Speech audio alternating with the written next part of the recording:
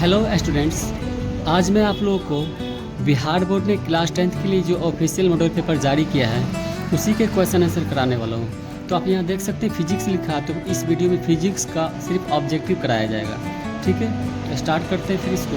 पहला क्वेश्चन क्या कह रहा है कि समतल दर्पण की फोकस दूरी होती है। अच्छा, उससे पहले आप ये एक बात समझें कि वीडियो को पूरा वॉच करना है, क्योंकि अब ऐसा नहीं कि लिखा हुआ है, इसका आंसर भी यहाँ पर आप देख सकते हैं। तो उसको क्या करेंगे, स्क्रीनशॉट आप ले लेंगे, उससे कोई फ़ायदा होने वाला नहीं है। ठीक है, स्क्रीनशॉट लेके सिर्फ रट्टा नहीं मारना है, वीडियो को पूरा वॉच करना है, ताकि वॉच करने से पूरा देखने से क्या होगा कि जो मैं बताऊँगा वो आप अच्छे से समझेंगे। जब आप अच्छे से समझेंगे तो एग्ज़ाम में आपको काफ़ी फ़ायदा होगा फिर। ठीक, स्टार्ट करते हैं फिर कि समतल दर्पण की फोकस दूरी होती है तो क्या होती है, शून्य होती है या ऋणात्मक होती है या अनंत होती है या फिर धनात्मक होती है। तो समतल दर्पण की फोकस दूरी जो होती है वो अनंत होती है। रिकॉर्ड भी मैंने कर रखा है यहाँ पे।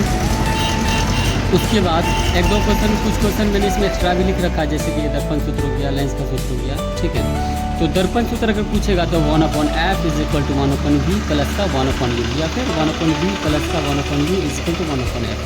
लेंस का पूछेगा तो सिर्फ माइनस लगाना है, 1/f = 1/v माइनस का 1/u। ठीक, नेक्स्ट आगे की ओर बढ़ते हैं। क्वेश्चन क्या कह रहा है कि वास्तविक प्रतिबिंब दर्पण के किस ओर बनते हैं। तो देखिए, वास्तविक प्रतिबिंब दर्पण के आगे तो बनता है, लिखा भी है मैंने यहाँ पर कि वास्तविक प्रतिबिंब दर्पण के आगे बनता है, पर कौन सा दर्पण। तो वास्तविक प्रतिबिंब अवतल दर्पण के आगे बनता है। ठीक, वास्तविक प्रतिबिंब जो होता है अवतल दर्पण के आगे की ओर बनता है। उसी में अगर पूछ लेगा काल्पनिक प्रतिबिंब कहाँ बनता है, तो काल्पनिक प्रतिबिंब दर्पण के पीछे बनता है। पर काल्पनिक प्रतिबिंब में उत्तल समतल दर्पण, उत्तल हो गया और समतल दर्पण, यानी कि उत्तल दर्पण और समतल दर्पण दोनों क्या होता है, पीछे की ओर बनता है। ठीक, नेक्स्ट आगे की ओर बढ़ते हैं कि यदि आपतन कोण 30 डिग्री का हो तो परावर्तित किरण एवं आपतित किरण के बीच कोण क्या होगा। ठीक, कह रहा कि यदि आपतन कोण 30 डिग्री हो तो परावर्तित किरण एवं आपतित किरण के बीच कोण जो बना हुआ होगा वो क्या होगा। तो देखिए, यहाँ पे एक लाइन मैंने जो खींचा है, यहाँ एक बिंदु दे करके मैंने इसका नाम रखा क्या कि आपतन बिंदु। ठीक, उसके बाद अब यहाँ सवाल क्या कह रहा है कि आपतन कोण हो तो 30 डिग्री हो तो परावर्तित किरण एवं आपतित किरण।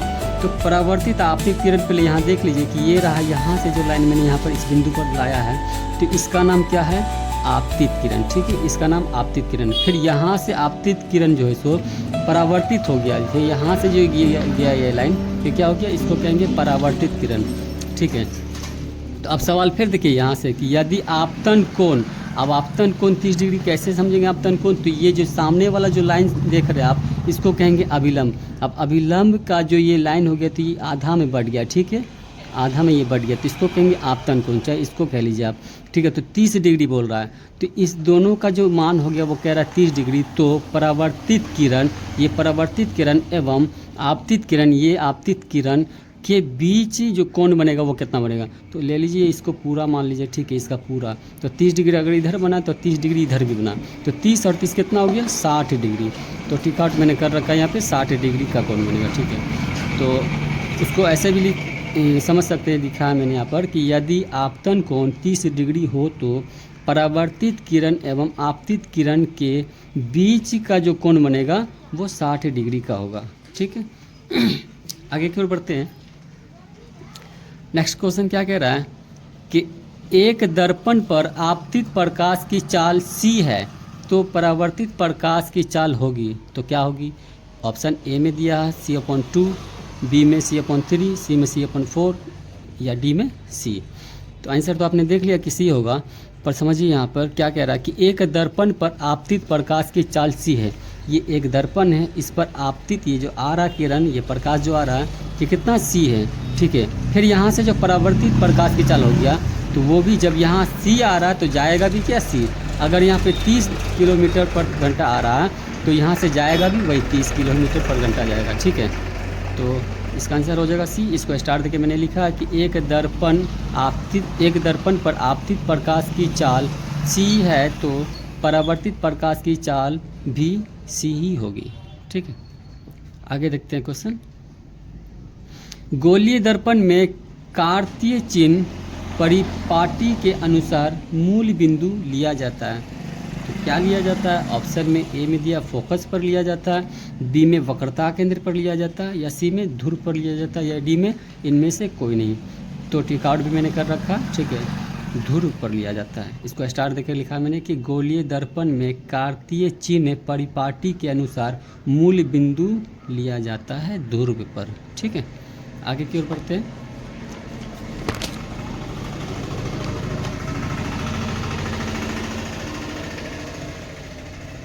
देखिए क्वेश्चन क्या कह रहा है कि जब प्रकाश सघन से विरल माध्यम में जाता है तो उसकी गति क्या होगी? बढ़ती है या घटती है या समान रहती है या फिर इनमें से कोई नहीं? तो आंसर तो आपने देख लिया कि बढ़ती है।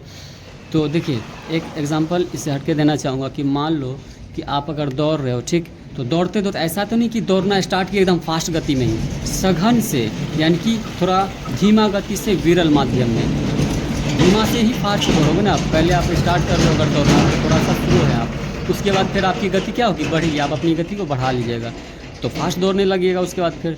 तो वही कह रहा है कि जब प्रकाश सघन से विरल माध्यम में जाता है तो उसकी गति क्या हो जाती है? तो उसकी गति बढ़ जाती है। ठीक है, इसको स्टार देकर लिखे कि देखिए जब प्रकाश सघन से विरल माध्यम में जाता है तो उसकी गति बढ़ जाती है। नेक्स्ट, अपवर्तन के कारण कौन सी राशि बदलती है? ऑप्शन में ए में आवृत्ति, बी में तरंग दैर्घ्य, या डी में रंग, या फिर ए और बी दोनों। तो यही बी ऑप्शन इसका सही हो जाएगा, तरंग दैर्घ्य। ठीक है, ये इसका बी इसका सही हो जाएगा।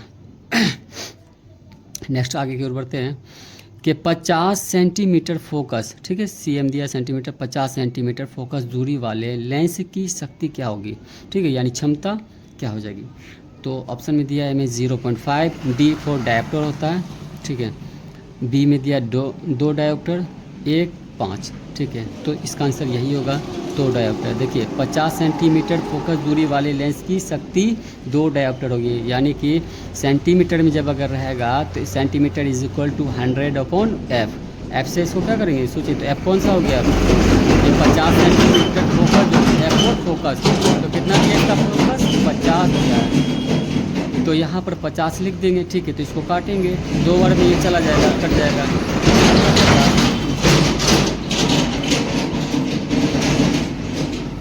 बगल से गाड़ी आसपास से गुजर रहा है, उसी का आवाज़ होगा। तो 50 सेंटीमीटर अगर इसको यहाँ पे लिखेंगे, 50 लिखेंगे तो इसको काट देंगे, 2 बार से ये चला जाएगा। ठीक है, तो कितना हो जाएगा? 2 डायोप्टर होगा। ठीक, नेक्स्ट आगे की ओर बढ़ रहे हैं। क्वेश्चन कह रहा है कि तैलीय कागज होता है पारदर्शक, अपारदर्शक या पारभाषक? तो तैलीय कागज क्या होता है? पारभाषक होता है। ठीक है, जो ऑफलाइन वाले मेरे स्टूडेंट्स देख रहे होंगे, जिनको मैं ऑफलाइन पढ़ाता हूँ, जो मेरे कोचिंग में यहाँ पे आके पढ़ते हैं, वो तो समझ रहे होंगे, उनको काफ़ी सारे क्वेश्चन मैंने पहले ही बता रखा है। नेक्स्ट क्वेश्चन क्या है कि प्रकाश की चाल न्यूनतम होती है। तो प्रकाश की चाल न्यूनतम क्या होती है? जल में होती है, निर्वात में होती है, कांच में होती है, या फिर वायु में होती है? तो देखिए प्रकाश की चाल जो होगी, यहाँ स्टार देके लिखा हुआ है कि प्रकाश की चाल न्यूनतम यानी कम जो होता है तो कांच में होता है। कितना होता है? 2 × 10⁸ मीटर प्रति सेकेंड। ठीक है, यानी कि 2 लाख किलोमीटर पर सेकेंड होता है। ठीक है, अब उसी में मैंने कुछ एक्स्ट्रा भी ऐड कर दिया है। जैसे निर्वात में अगर पूछे आपसे, तो निर्वात में जो प्रकाश की चाल होती है वो 3 × 10⁻m मीटर पर सेकेंड होता है। ठीक है, या फिर 3 लाख किलोमीटर पर सेकेंड भी बोल सकते हैं आप लोग। ठीक है, वायु में जो होता है, ठीक है, तो वायु में क्या होता है? 3 × वही सेम टू सेम 3 × 10⁸ मीटर पर सेकेंड, या फिर इतना 3 लाख। ठीक है, जल में अगर पूछेगा तो जल में भी वही नहीं, जल में तो इसका अलग हो जाएगा ना, 2 × 25 × 10⁸ मीटर पर सेकेंड। ठीक है, या फिर 2,25,000 किलोमीटर पर सेकेंड भी बोल सकते हैं। नेक्स्ट आगे की ओर देख लेते हैं। तो क्वेश्चन है कि निम्नलिखित में से किस भाग पर मानव नेत्र में किसी वस्तु का प्रतिबिंब बनता है? तो किस भाग पर बनता है? कॉर्निया पर बनता है, या बी में कह रहा है परितांत्रिका पर बनता है, या फिर पुतली पर बनता है? तो किस पर बनेगा वो? देखिए, या फिर हाँ ऑप्शन डी तो छूट ही गया कि दृष्टि पटल पर। तो इसका आंसर हो जाएगा दृष्टि पटल हो जाएगा। ठीक है, रेटिना यानी दृष्टि पटल पर। तो दृष्टिपटल पर मानव नेत्र का प्रतिबिंब बनता है। नेक्स्ट आगे की ओर देख लेते हैं। क्वेश्चन कह रहा है कि नेत्र का पारदर्शी अग्रभाग कहलाता है, तो क्या कहलाता है? नेत्र का पारदर्शी अग्रभाग क्या कहलाता है? आइरिस कहलाता है, ऑप्शन में दिया है आइरिस, या फिर ऑप्शन में दिया है कॉर्निया, या फिर लेंस, या फिर रेटिना। तो इसका आंसर हो जाएगा कॉर्निया। ठीक है, नेत्र का पारदर्शी अग्रभाग, अगला भाग कॉर्निया कहलाता है। ठीक है, पिछला भाग जो होता है वो रेटिना कहलाता है। नेक्स्ट आगे की ओर बढ़ेंगे क्वेश्चन में कि बाइफोकल लेंस द्वारा कौन सा दोष सुधारा जाता है? तो बाइफोकल लेंस द्वारा, ठीक, ऑप्शन में दिया है निकट दृष्टि दोष, दूर दृष्टि दोष, या फिर जरा दृष्टि दोष। तो इसका आंसर यही हो जाएगा कि बाइफोकल लेंस द्वारा जरा दृष्टि दोष सुधारा जाता है। नेक्स्ट आगे की ओर बढ़ रहे हैं कि रॉड्स कोशिकाएं किसकी प्रति संवेदनशील होती हैं?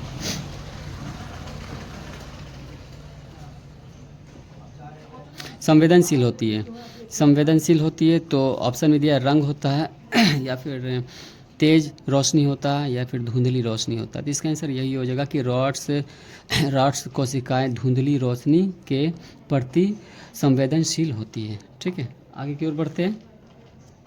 क्वेश्चन क्या है कि ब्लाइंड स्पॉट में नहीं होता, किसमें? कॉर्निया में या रॉड्स और कॉन्स में? तो इसका आंसर यही हो जाएगा कि ब्लाइंड स्पॉट में रॉड्स और कॉन्स नहीं होता है। ठीक है, अगला क्वेश्चन क्या है कि विद्युत फ्यूज विद्युत धारा के किस प्रभाव पर कार्य करता है? ठीक है, चुंबकीय पर या ऊष्मीय पर या रासायनिक पर, या इनमें से कोई नहीं। इसका आंसर ये हो जाएगा ऊष्मीय हो जाएगा। तो स्टार देखिए मैंने लिख रखा है यहाँ पर कि विद्युत फ्यूज विद्युत धारा के ऊष्मीय प्रभाव पर कार्य करता है। ठीक है, नेक्स्ट देख लीजिए कि निम्नलिखित में कौन सा मात्रक वाट को W से सूचित करते हैं, वाट के बराबर होता है? तो इसका हो जाएगा J/S। ठीक है, पहला ही आंसर इसका हो जाएगा कि जूल पर सेकेंड मात्रक वाट के बराबर होता है। जूल पर सेकेंड मात्रक वाट के बराबर होता है। What is equal two joule पर सेकेंड। ठीक है, आगे की ओर बढ़ते हैं।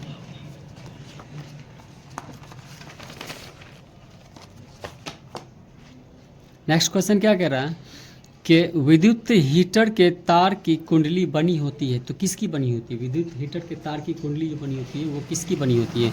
तांबा की बनी होती है, बी में कह रहा ऑप्शन जस्ता की बनी होती है, सी में कह रहा टंगस्टन की बनी होती है, या फिर नाइक्रोम की बनी होती है?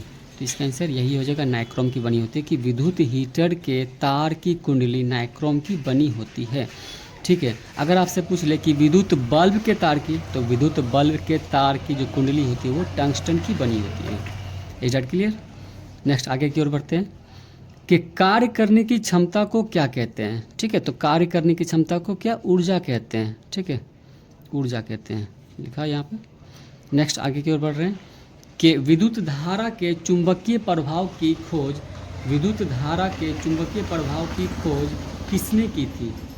किसने की थी? ऑप्शन में ए में दे रहा है ऑस्ट्रेड ने की थी, इसका आंसर यही हो जाएगा, पहले ही हो जाएगा। ठीक है, विद्युत धारा के चुंबकीय प्रभाव की खोज ऑस्ट्रेड ने की थी। ठीक, नेक्स्ट आगे की ओर बढ़ते हैं कि विद्युत धारा उत्पन्न करने की युक्ति को क्या कहते हैं?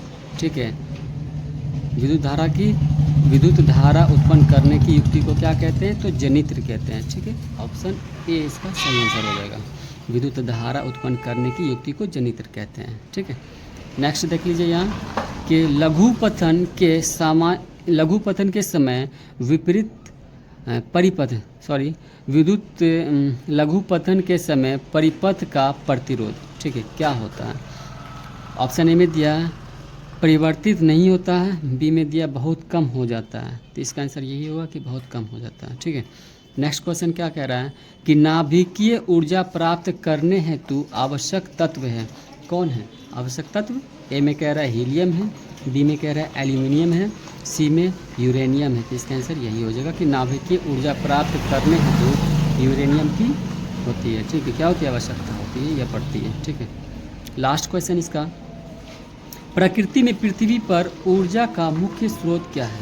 तो देखिए, प्रकृति में पृथ्वी पर यानी ज़मीन पर ऊर्जा का मुख्य स्रोत क्या है? तो सूरज से अच्छा ऊर्जा किसी का नहीं हो सकता है।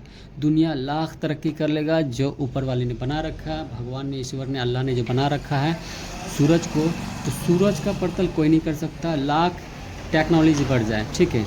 तो पृथ्वी में प्रकृति में पृथ्वी पर ऊर्जा का मुख्य स्रोत क्या हो जाएगा? सूर्य हो जाएगा। सूर्य जैसा रोशनी न कोई दिया था, न कोई दिया है, न कोई देगा, ठीक है। तो यहाँ पर स्टार्ट मैंने कहा कि प्रकृति में पृथ्वी पर ऊर्जा का मुख्य स्रोत क्या होगा? तो वो सूर्य होगा, ठीक है, यानी सूरज होगा। सो वीडियो अगर अच्छा लगा हो तो लाइक कीजिएगा, कमेंट भी कर सकते हैं आप, ठीक है, कि वीडियो आपको कैसा लगा। और साथ ही स्टूडेंट्स, ये भी बात आपको बताना चाहूँगा कि टाइम अब बहुत कम बच चुका है आपके एग्ज़ाम के लिए।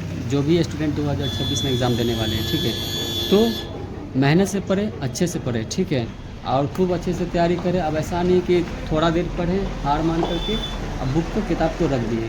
तो देखिए क्या होगा कि एक छोटी सी बात कहना चाहूँगा कि क्या तुम्हें ज़रा भी एहसास है जो पल तुम खो रहे हो वो तुम्हारे लिए कितना खास है, ठीक है। तो पल को खोना नहीं है, थोड़ा सा टाइम बचा, जी जान लगा करके आप मेहनत करो और इंशाअल्लाह अच्छे नंबर से आप लोग पास हो गए। So thanks for watching.